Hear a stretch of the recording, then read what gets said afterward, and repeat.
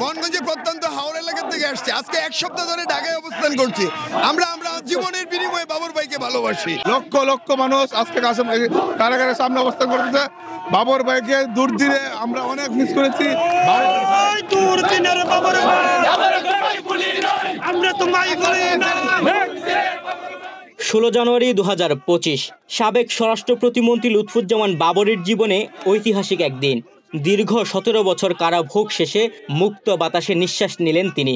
প্রিয় নেতাকে মুক্ত জীবনে বরণ করে নিতে সেদিন নেত্রকোনার হাওর বিধৌত অঞ্চল থেকে ঢাকায় এসেছিলেন লাখো মানুষ। কেরানীগঞ্জের ঢাকা কেন্দ্রীয় কারাগার থেকে জিয়ার মাজার বনানী কবরস্থান থেকে গুলশানের বাসা পর্যন্ত সর্বত্রই ছিল সমর্থকদের সর্বাবস্থান।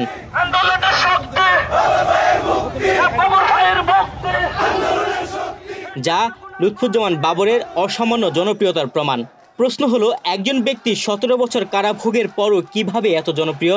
কেনই বা এত মানুষ তাকে ভালোবাসে?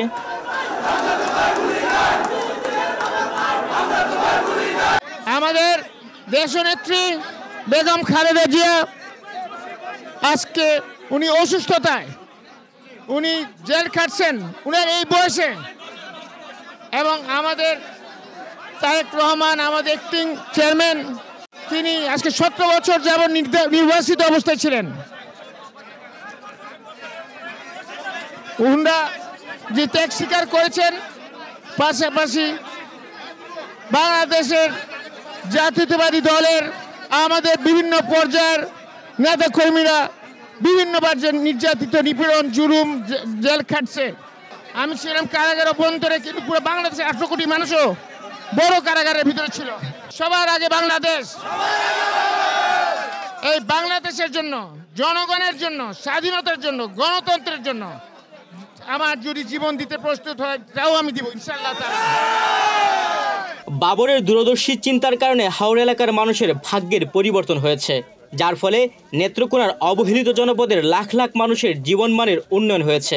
শিক্ষিত বেকার লোকদের চাকরি দিতেন, হাওড়ের মানুষের যে কোনো বিপদে আপদে তিনি পাশে থাকতেন। আর এই কারণেই সাধারণ মানুষের হৃদয়ে স্থান করে নিয়েছেন সাবেক স্বরাষ্ট্র প্রতিমন্ত্রী লুৎফুজ্জামান বাবর। ওনাকে ছেবে এক ধরনের মেরে ফেলার অবস্থা, তারপর উনি কোনো রাগ হয় নাই। ওনার যে ভালোবাসা কর্মীদের প্রতি, দেশের জনগণের প্রতি, দেশের প্রতি যে ভালোবাসা, সে ভালোবাসাটা আমরা চিটাং থেকে চলে আসছি। সর্বপ্রথম বাবর সাহেবের মাধ্যমে বেরিবাদ হয়েছে। বাবর সাহেব এই এলাকায় খালেজুরি যেখানে মানুষের চাকরি আশা করতে পারে নাই, আমার উপজেলায় অত্যন্ত অনেক চাকরি বাবর সাহেব দিয়েছে।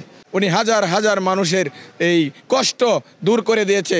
আমাদের এই নেত্রকোনা জেলার ময়মনসিংহ বৃহত্তম ময়মনসিংহ বিভাগের সকল করে সকল কিছু দিক দিয়ে এগিয়ে দিয়েছে, এবং রাস্তাঘাট থেকে শুরু করে চাকরি সকল দিক থেকে উনি মানুষকে ভালোবাসে, এবং ওনার মতো মানুষ আমরা মনে হয় পাবো না। আমরা কিন্তু কোনোদিন তাকে বড় হয়ে দেখিনি। আমরা যখন ছোট 7 বা 8 বছর বয়স, তখন দেখলাম বাবর ভাই আমাদের এলাকাতে নির্বাচনের জন্য যেত। কিন্তু বাবর এতটাই জনপ্রিয় ছিলেন যে 1991 সালে মাত্র 33 বছর বয়সে স্বতন্ত্র প্রার্থী হিসেবে নির্বাচন করেও তার সংসদীয় আসনে বিপুল ভোটে জয়লাভ করেছিলেন। এরপর বিএনপি প্রার্থী হিসেবে 2 বার নির্বাচিত হন। 2008 সালে দলের মনোনয়ন না পেলেও স্বতন্ত্র প্রার্থী হয়ে বিপুল পরিমাণ ভোট পান।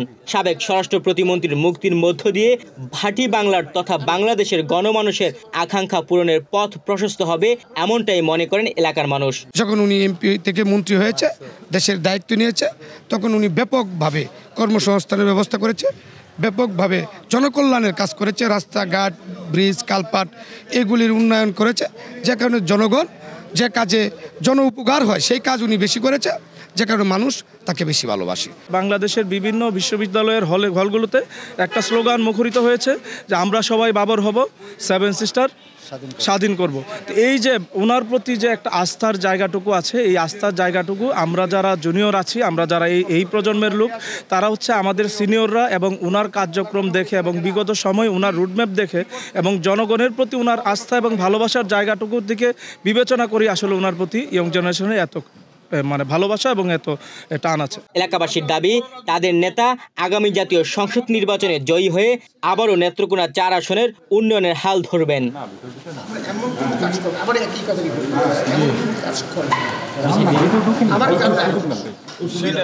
তুহিন ভুইয়া, বাংলাদেশ প্রতিদিন।